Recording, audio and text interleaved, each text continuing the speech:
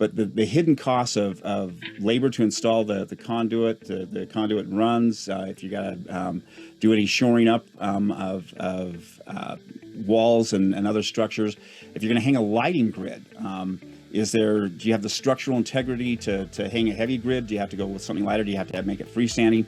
Those are the kinds of things that you really need to put a checklist together and carefully detail and generally estimate 30% higher than what you think it's going to be, because that's probably where it's going to land.